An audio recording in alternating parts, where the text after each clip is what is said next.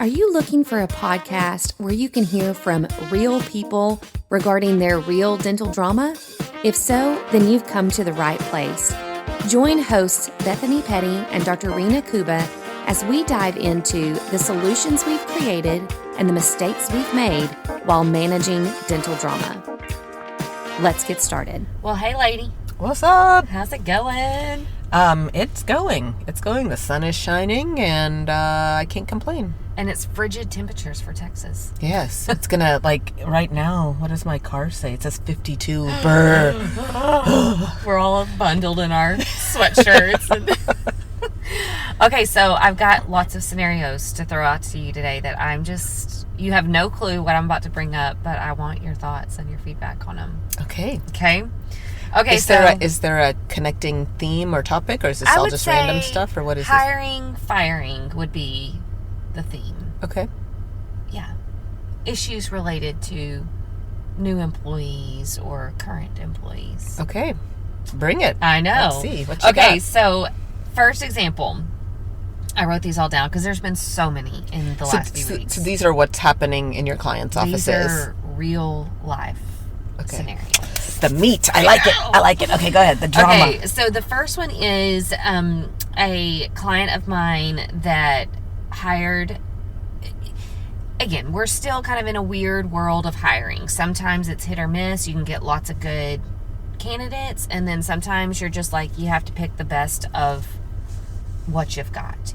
And she was in a position where it's a newer practice, small team. She had to have somebody. She had been kind of temping it out for as long as she possibly could, but needed to hire somebody. So she hired a clinical assistant, chairside assistant, that was very, very quiet in the interview process, but felt like she had enough skills to kind of get the job done.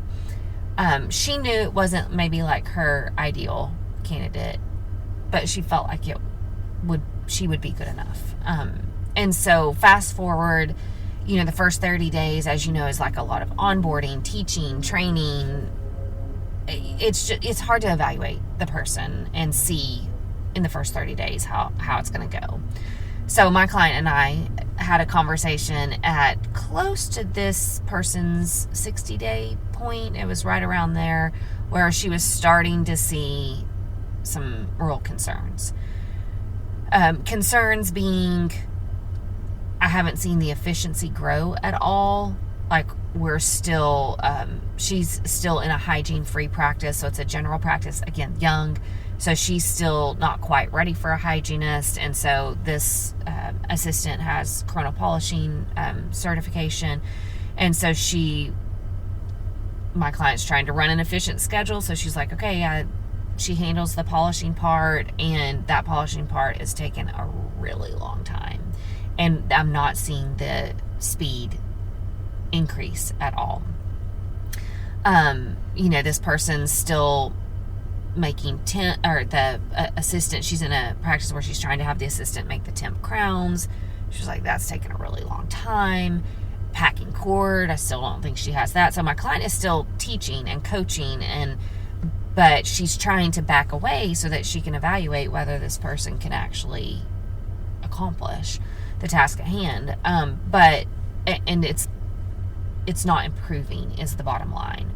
So her conversation with me was concern over those things, but also she said, I still am really struggling to even get to know this person because she's so quiet. And she said, I feel like I'm starting to see anxiety with this person. Like, as I coach her, and my client is so nice. Like, she wouldn't hurt a fly. So she was like, I'm trying to do it in a very encouraging way and peppy way. It's just like, hey, try this, or hey, can you do this, or hey, we're 30 minutes into that temp crown and we've got another patient here. Why don't you go ahead and go see the next patient? I'll finish up the temp crown. And she's like, how long do I keep running this? And so I asked her, said, what's showing you anxiety? And she said, I've just seen her being very, you can physically see that she's overwhelmed in the moment. And so she said there was one scenario where she had to tag in to take over the crown because the patient was already here. So she said, hey, why don't you go grab the next patient, get going with them. I'm going to finish up with this one. And she said she just kind of kept looking for the assistant. She's like, where did she go? She came to realize that she had to take like a moment in the bathroom to collect herself because she had gotten so stressed out over not being able to finish this temp crown that she didn't even go and get the next patient because she was in the bathroom needing to have like a moment. And so that's where we're at this point, 60 days in, so still within that 90-day category. But at this point, you've invested all this time in training. I mean, she's getting the job done. She's just getting it done slowly. And she does just fine, like, talking with the patient. So it's not like she's so quiet that she can't carry on a conversation. But now you're like, do we have the capacity to increase speed? And if that pressure of, oh, man, I didn't get this temp crown done, and I failed, and so now I need to take 5 minutes to kind of pull myself together in the bathroom. Like, what do you do with that? Well, I'm exhausted just hearing about it. And to me, my thought is it's time to go part ways. But I think some of the questions I have for that is she young and new to being an RDA? No, she's got several years under her belt. Then I think that speaks volumes. Enough. Yeah. Like, if you've had several years, and this is the pace at which you can move at, then either doc, if you can repurpose, and you're like, okay, she's not bad with the patients, and I guess the other question I have is when you're saying, like, she's not increased speed, what has doc said to her about speed? Like, what conversations have they had? Like, is it just doc observing her and going, man, she's not getting any faster? But has she said anything to her? Like, she did after we spoke, because she's kind of getting up to the 60 days going, okay, now there's been enough time, now what? And but so for 60 days she hadn't said anything? Well, no, other than okay, periodic coaching, so that is one of the things we talked about is, hey, you need to sit down and give her like written, this is your expectation on time. And so I guess the other thing I would ask then is, has whether doc or you gone in and said, how's it going? Like, from your perspective, do you feel like this is a good home for you? Do you feel like you are, to me, if we're that far in, like almost 60 days and you have to go collect yourself in the bathroom, something's not right. Yeah. And so, I think again, I think the writing's on the wall. Now, if you had told me she's only been an assistant for 6 months or 8 months or 13 months, okay. That's understandable. That's understandable. And it might be worth putting more time in. And I think this doc, I think you've got what you've got. Yeah. And if it's not going to be what you need and you can't find a spot for her, but then if she doesn't speak that much, then the next question is, have you given her an opportunity to speak? Yeah. Like, have you tapped into her, and might it come better? Like, luckily she's got a Bethany, but if she didn't have you, would it need to be another team member? Like, what are the other, well, you said it's a young practice. It's a small practice. How many other team members are there? There's 2 team members total. Including this one? Yeah. Okay. Yeah. 1 clinical RDA and then a business team member. So it's like, that's the challenge of this is there's no backup, you're having to make a decision of, if it doesn't work with this one, I'm going back to temps for a while. I think she definitely needs to still be looking and interviewing, and not even, maybe saying to this one, going, as we're building, we're looking to add on. And I wonder too, like, because I had an assistant like that once a long time ago. I think she was the first assistant I ever hired. And I think if I hired her now, she would thrive, because she is a follower for sure. Yeah. But when I had her is when I had started the practice, and she needed to be the leader. So I needed more out of her. I needed more strategy out of her. I needed more brain power out of her. And that was just not her. Yeah. And, so I think she needed a team, and then to be a part of that team, she could probably do really well. Yeah. So that's probably this one. It seems like she's not a leader. Everything is on her. Maybe that's what's making her so stressed and tense. And she's probably not a leader personality to begin with. So maybe if you did have another assistant on board, and this one then could fall into roles that she was better at, I don't know. But to me, if it is what it is, I think she needs to be looking. I would not spend more time on this one. I think you've if she joined your practice 5 years from now, she might be a better fit. But right now, it's not the fit that you need. Yeah, because you got to have more of that take charge, confident, or at least the ability. Because again, when you're hedging all of your bets on one RDA, like, you need them to be able to keep pace, if nothing else.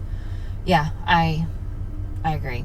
And it's tough because it's like hiring's not easy. So she could be signing up for months of a temp assistant until she finds somebody. Which then, that's, I mean, if this one hasn't done anything egregious, she's not harmed the patient, she's not going to the bathroom to smoke or weed or what, you know what I mean? But I would hire another one alongside her. Yeah. And just take the hit on the finances at that point. Yeah. But maybe you start seeing a different side of her once she's got a buddy. Like, maybe she feels like she's alone on an island right now. Yeah. But I think that's the other question is, have you... I mean, it's an awkward thing. How do you say, what the hell are you doing? How long does it take to polish in there? Yeah. Right? But you might have to find a way to do that. Yeah. And kind of be like, okay, let's reflect back. Yeah. Maybe she's kind of going, what do you need from me? Like, packing cord, you're good with that. Okay, you did a good job, it's a bit slow. What do you think we could do to increase your speed? Yeah. Polishing, like, what do you need from me to make that faster? Do you need me to, like, what do you think? Yeah. I think you just kind of have to have some of those conversations. Yeah. And like you said, if she doesn't sound like she's mean or anything like that, but kind of we are in this together. How do we get this patient out the door quicker? Yeah. And maybe that's then assistant is going, what do you mean? I never realized I was slow. Right. Or do you want me to do a sloppy job? No, I want you to do a good job, but you got to just be more efficient with it. Yeah. I think so too. I mean, I think it's just more chronic communication, but I agree with you. I think pinpointing when you've got only one RDA, it's like noticing early on this person probably can't fly solo.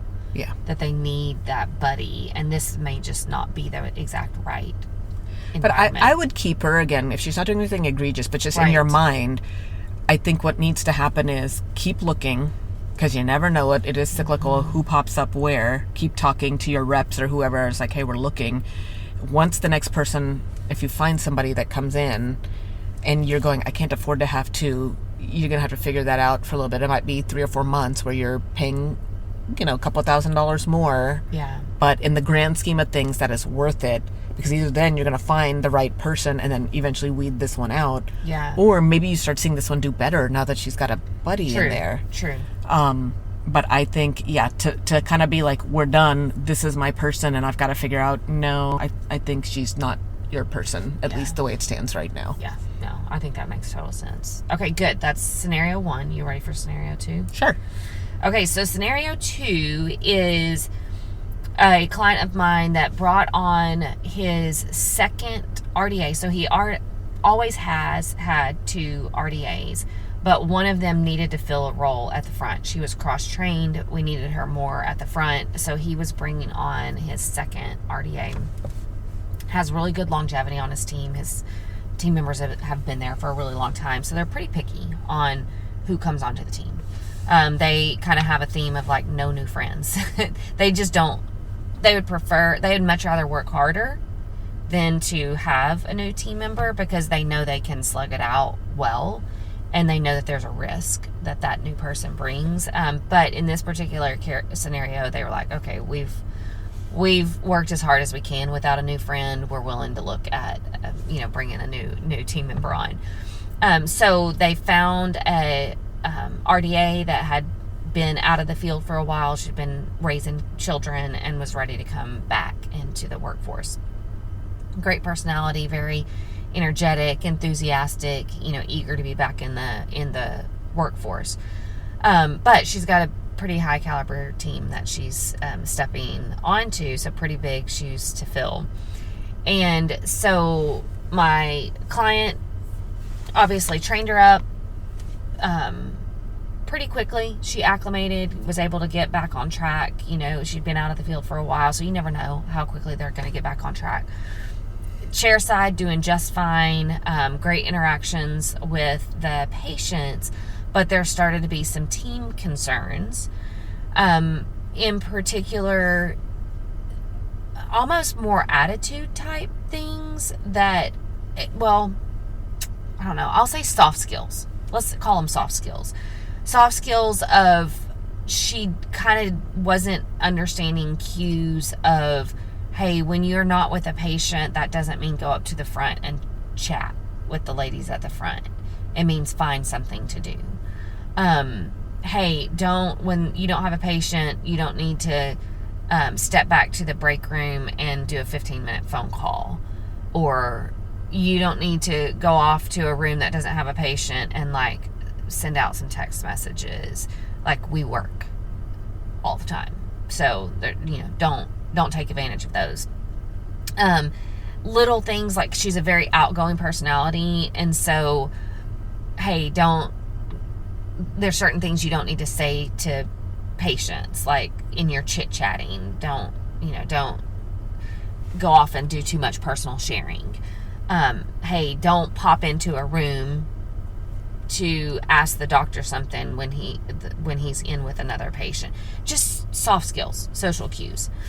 But ultimately, it got to a point where the person had been given feedback on those things, and then she started to develop, as she developed some security on the team, because this is, I guess, maybe 6 or 8 months in, as she started to feel like she had been accepted into the group.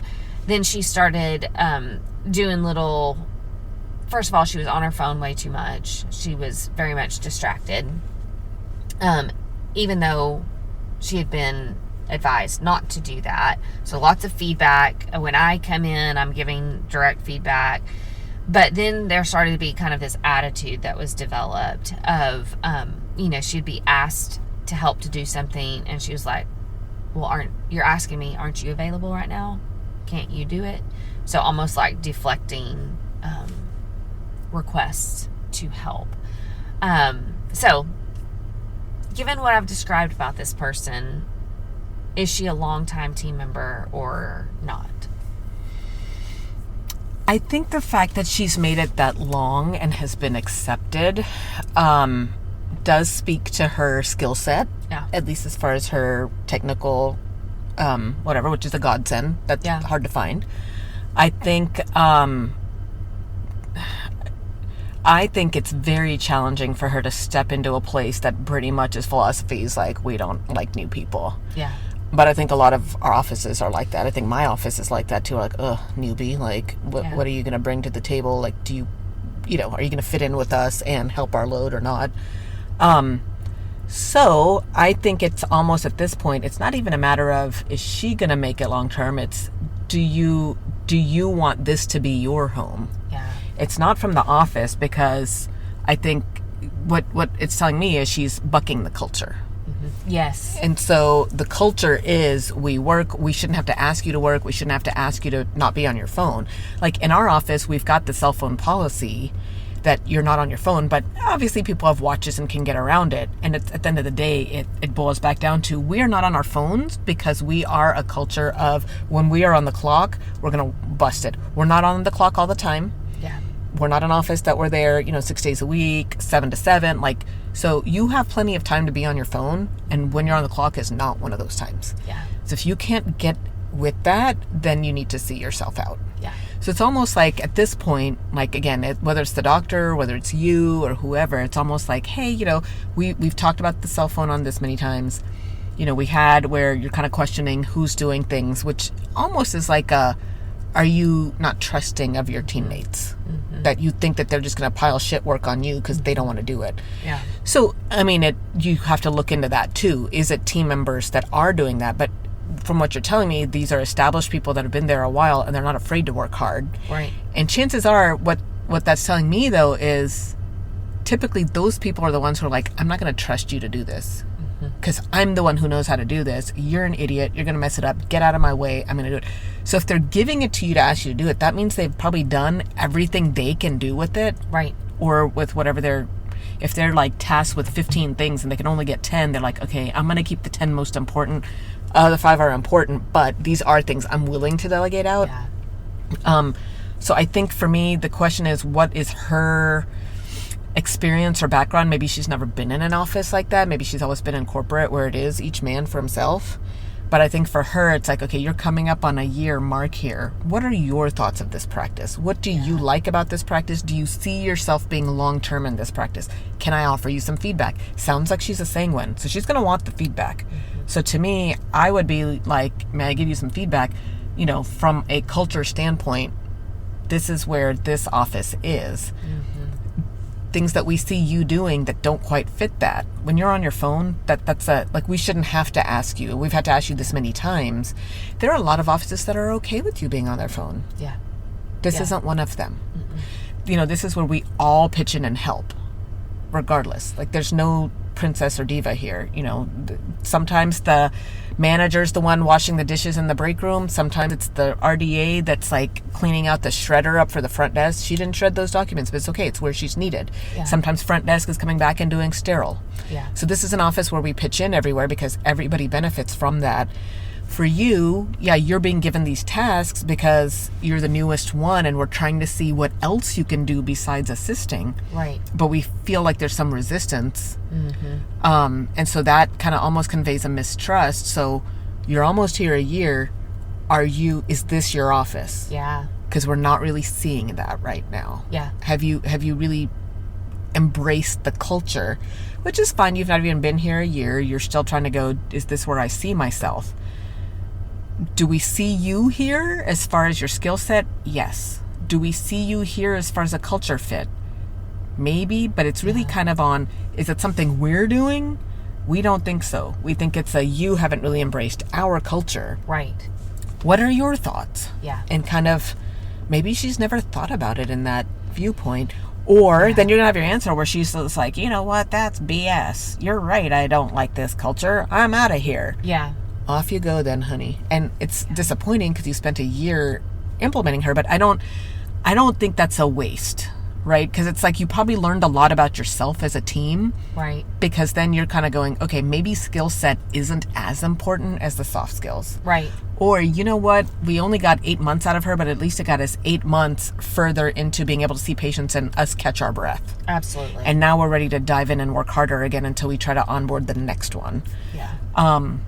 So I think the ball is almost kind of in her court. To decide, almost like get in line or get off the bus. Or see yourself out. Yeah. And we'd love to have you if you can get in line. But if you can't, then you need to move on. On the head with culture. That's what it boils down to.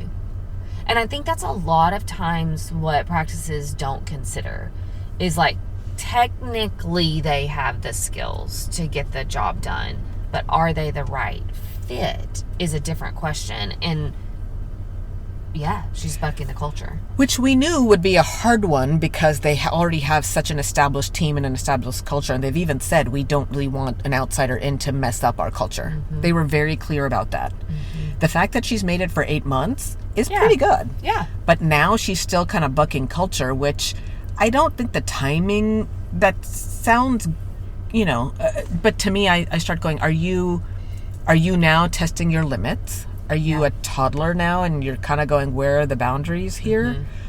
Mm-hmm. Or are you kind of mistrusting, or are you clueless? Mm-hmm. And it's the you show. And it's like, okay, well, whichever way it was, let's be very clear. This is our culture. Mm-hmm. This is, you have shown a lot of promise in a lot of areas. From that aspect. But I think what you're missing is there's a whole culture piece here. Yeah. And are you willing to get on board with that? Yeah. And if you're not, then we're going to have problems. Yeah. So where do you want to be? What's important to you? Yeah. Like, do you like the doctor? Do you like our patients? Do you like our hours? Do you like your pay? Are you willing to risk all of that? Mm-hmm. Because you want to see what else is out there and you don't care about this office the way we do. Right. And that's fine if you don't, but you don't need to be here because that's where the friction is getting started. And is going to continue. And it's going to continue. Yeah. Fix it. And so I think for me, like pointing those things out to her, getting her feedback on whether she's like, okay, I see what you mean, or y'all are batshit crazy, I'm out of here, or, oh, I had no idea, like whatever it is, but giving her, 2-3 months beyond after that conversation. And by then you're putting her at about a year-ish. Yeah. And if you, in that amount of time, if you're like, she's actually dug our heels in and gotten worse, then maybe that's where you're onboarding a new RDA. Yeah. You're starting to look again. Yeah. Yeah, and then if you're seeing improvements, like true improvements, then you're like, okay, now we know that she wants to be here and she's willing to make personal changes in order to fit in to the culture here. Yeah. And how I've kind of had those conversations in the past, you know, it's kind of like a check-in appointment. You know, you're coming up on a year here in a couple of months. Isn't that amazing how long you've been here? Let me tell you, this is like what has gone really well, what we're really impressed with. The main question I have for you, though, is do you want to be here? And I think that's always such a powerful question, because it usually throws them off guard. Of course I want to be here. Of course I show up. Why would you say that? Whatever. Because the culture doesn't quite align. And these are the things that I'm seeing. And so I know to you it may seem like a little petty deal, but it's not petty to us. No. So like, I'm sure you've noticed nobody else is on their cell phone. Right. I'm sure you've noticed everybody else finds something to do. And as a contributing member of this office team and family, you know, we all look for something to do, which I get. When you're new, the first 6 months, you may not know what else to do. Right. And then I put that back on the team, where you're like, you know, she's going to the break room or finding a quiet room. Was that back on the team for not giving her something to do, not training her on something? Like, what is she supposed to do? And I'm sure if she comes in and is like, oh, do y'all need help with something? I'm sure a lot of times the answer is no, we're good. Yeah. Or I don't have time to train you, or I don't want to train you. You're going to mess this up. Like, I hear all of that. Okay. But at the end, then what would you like her to do? Yeah. So now they finally, it sounds like 8 months in, are trying to give her stuff to do, but now she's pushing back. So I don't know that it's necessarily a bad thing. Part of me goes, is it just the whole, you've been so protective and guarded of your stuff? I don't blame her for thinking that, yeah, now you're trying to dump grunt work on me. Right. Without her realizing, well, it's what you're doing instead is you're going after collections. Yeah. So you are doing something that is important. You're not going to go to the break room and go do your nails, and you're giving her this task. Right. But does she see that? Do y'all communicate enough with her? I don't know. Yeah. So I think this is the time to have those conversations and really kind of see, you know, she may not have an answer right away, but she might go, okay, yeah, they trust me. You know, and you know, whether you want to be here or not, only you can answer that question. Yeah. We finally are going, okay, you've mastered all of these things. Now we're starting to give you more tasks because we believe in you. We believe that you've got this and that you can be contributing to other parts of the office, which is amazing. Yeah. But when you ask questions like this, that's kind of a red flag to us. What do you mean by that? Do you not trust us? Do you not, you know what I mean? Like, I think trust is the key word there too, because I think about this particular scenario, and I think that's it, because they've got such a tight-knit culture that is always helping the other team member out without question. Like, there's no assumption of this person's taking advantage of me, or they are going off to the break room to do their nails while I clean up their room. Like, that just doesn't exist on this culture. And so for her, it's a trust thing.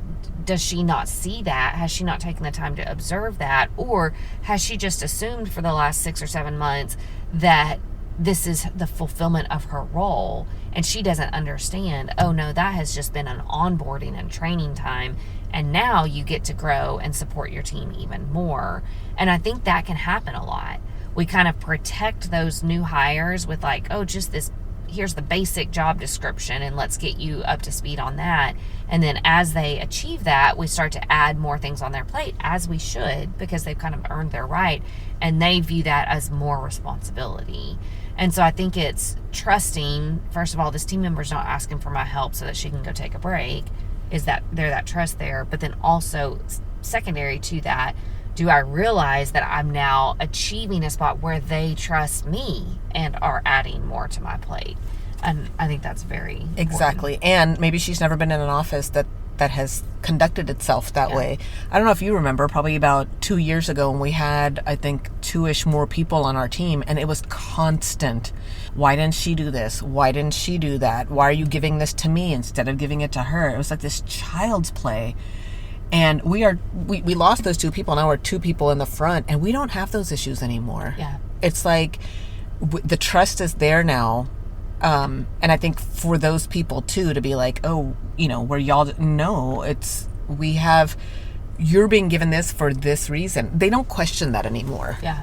because now they trust each other. Because I think the weeds we had in there that would stir the pot and go, why did she give you that? Why didn't she give you that? Why did she take this? Why did those people are gone? And now the people that we have are like, let's get down to business. Like, somebody needs to reply to this email. Why didn't you do it? I don't know, but you're her co-front person. You take care of it. And now that culture's there. We're not trying to set you up for failure. We're not trying to set you up for you doing the grunt work.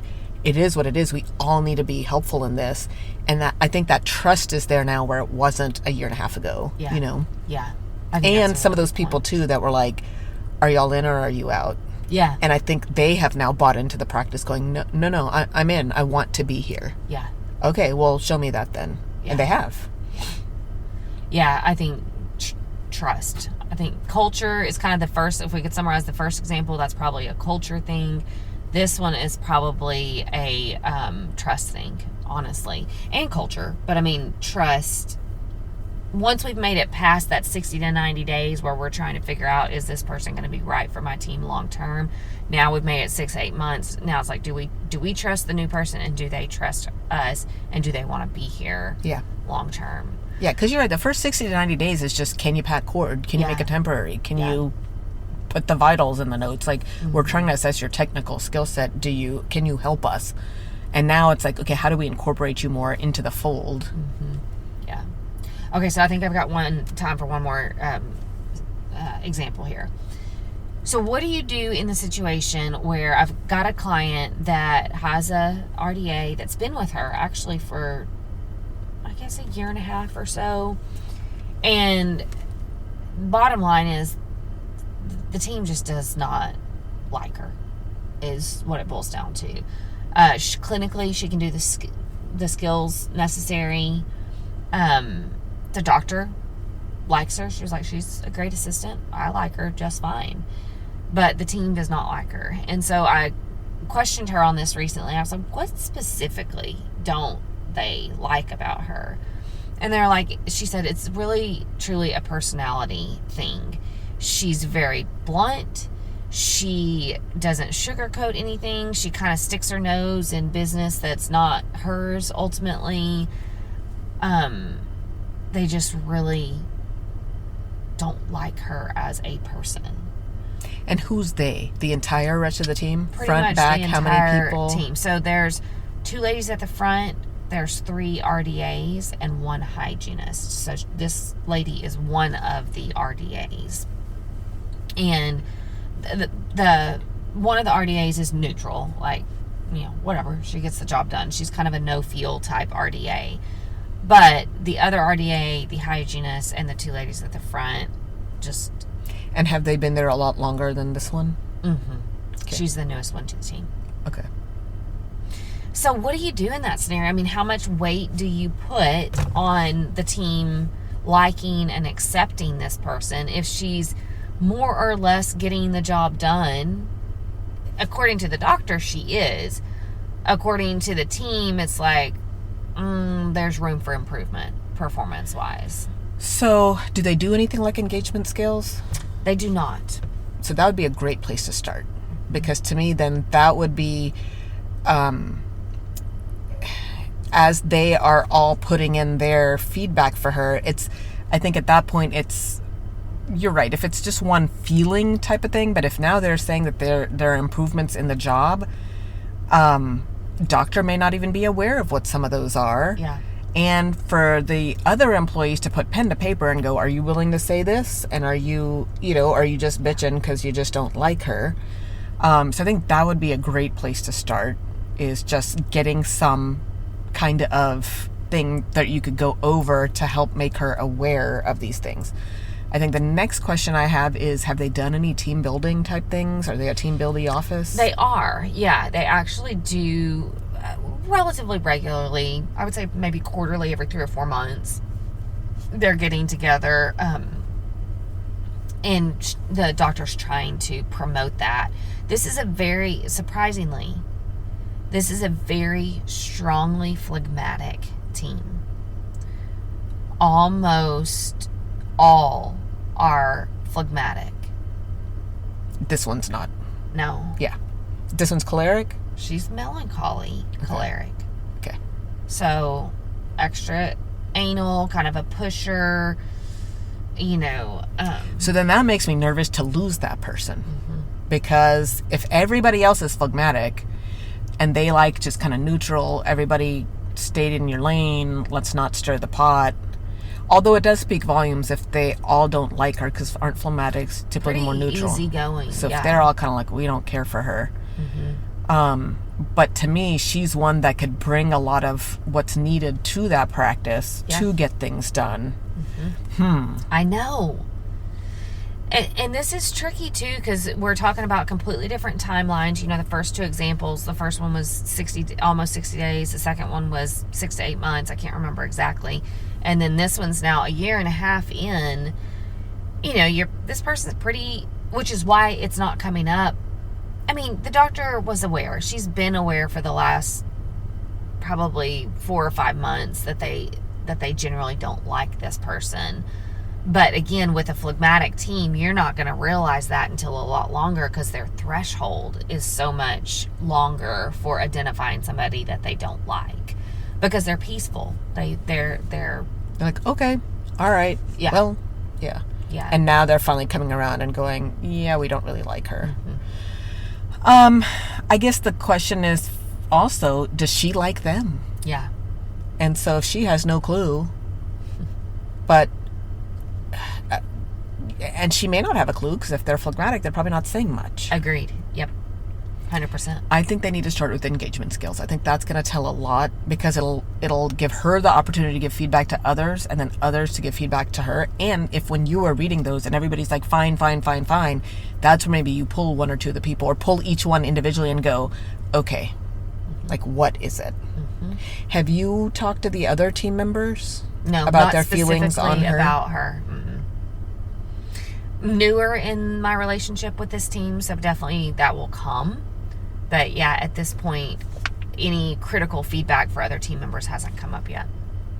So I would be curious.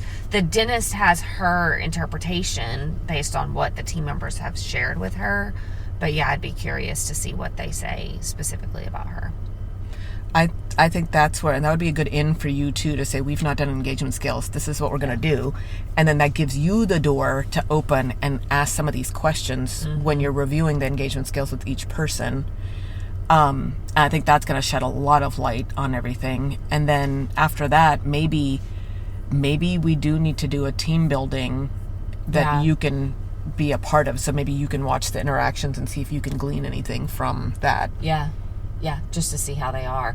Well, and even in the team meetings that we've had, I've been watching, and I don't see, like, if she speaks, I don't see eye rolls, or she's very much engaged. So it's not like she's seeing herself out of the equation. I almost get the idea that she doesn't even know that she's not liked. Which again, with a phlegmatic team, would not be surprising. Yeah.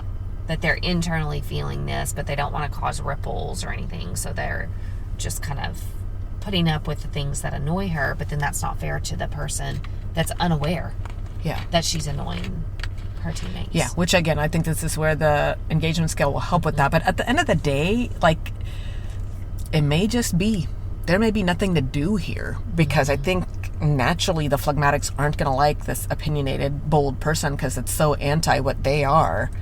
But I think the doctor needs to have somebody like that on her team. Yes. So it may just be, okay, well, the phlegmatics may not like her, but they're not gonna sabotage her or the office. They're just gonna inwardly be like, "Buh, we don't like her," and that may be that. Yeah. There may be nothing to be done here. And to think about that from a hiring standpoint, when you're trying to decide whether this person needs to remain on your team or not, whether it's early or later in the stay, honestly, if you've got a team that's full of the same personality type, there's gonna be, if you have somebody that is different from them, they're gonna stand out. Whether that's a melancholy, in this case, standing out amongst phlegmatics, or whether that's a sanguine standing out amidst a bunch of cholerics.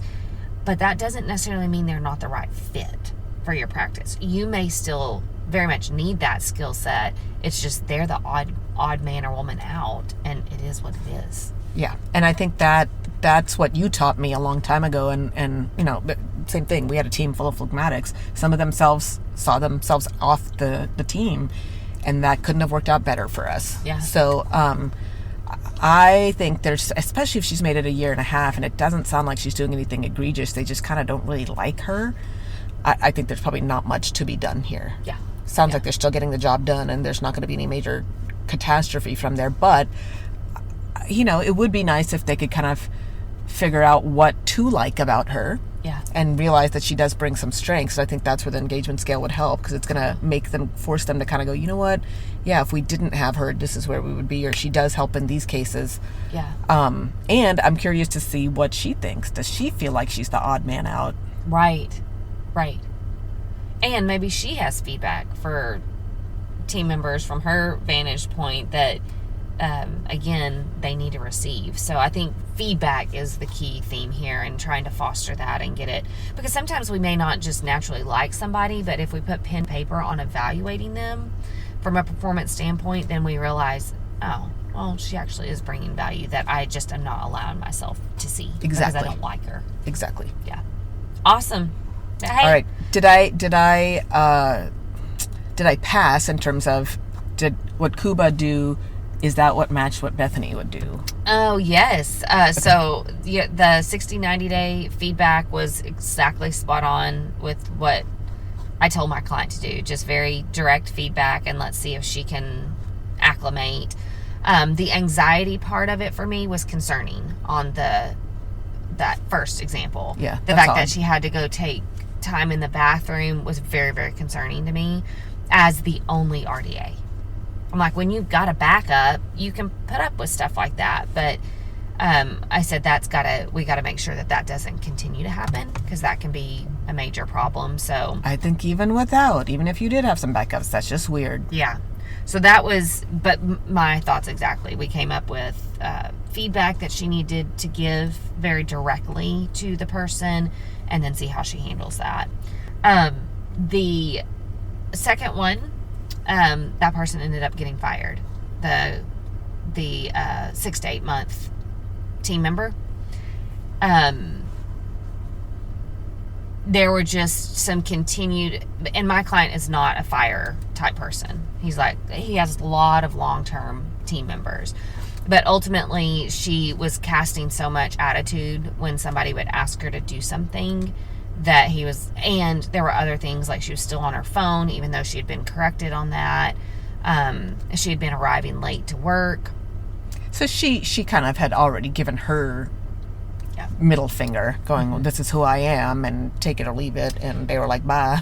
I think she was ultimately feeling confident in her position there, that, I've been accepted, I've made it this long. And even though she was receiving feedback that was like, girl, that's not going to fly here. Yeah, but I think for her, it's like, well, I'm going to keep pushing the boundaries. What are you going to do about it?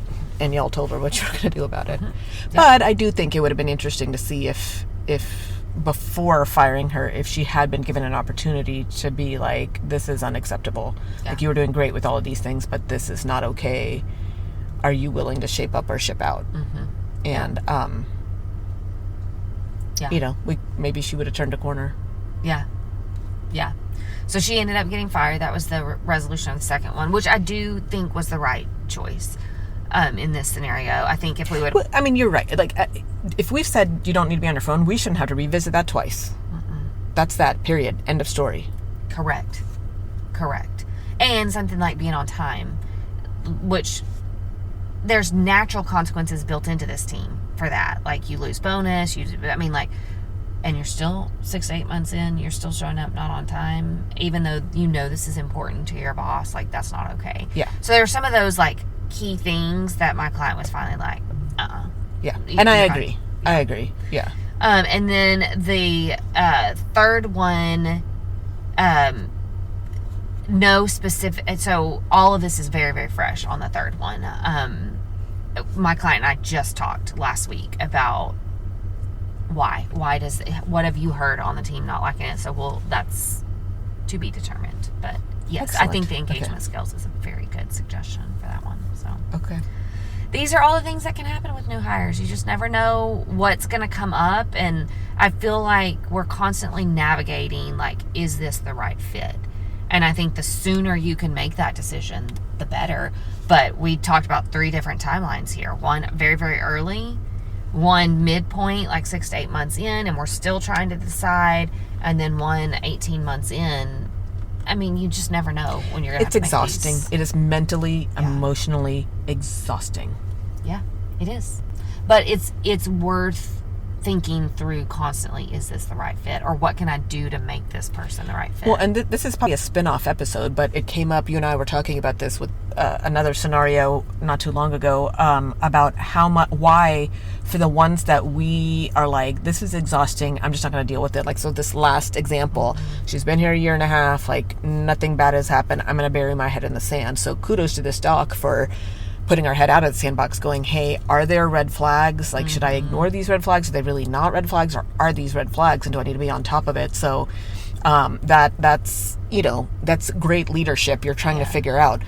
But for a lot of situations, a lot of us bury our head in the sand and they're like, well, I just don't want to deal with this. Even when you've got somebody on your team that is causing harmful things to happen, like bad patient care outcomes and or culture issues and or whatever, and then we kind of tend to go, well, we offer excuses for that. And I think you and I were talking about, why do we offer excuses? And I think this is kind of one of the main things. It's just like, it's so much to deal with, and it's so much hemming and hawing going, did I give it enough time? Did I not give it enough time? Correct. Did I this? Did I that? Should I? What if somebody else comes on? Are they going to have the same problems? Are they, now they're coming late and on their phone, but then they can't even pack cord right. So maybe I should stick with this one. Or anyway, so that might be a spin-off episode. I know you and I didn't finish that conversation because we were both kind of going, what is it? What is it with us that some of these decisions are so hard? But maybe we need to come back and explore that more, because it's the same concept. It's like, what for this doc to finally, like, I'm firing, I've had enough. What was it, one particular incident that put you over the edge? Were you getting the vibe that the other team members were about to revolt as well? Were you, like, what was it that finally made you pull the trigger and be like, bye, you're gone? So I think that's where all the headache and heartache of this comes in. It really, headache and heartache, and just the every decision has multiple options and multiple outcomes. Really.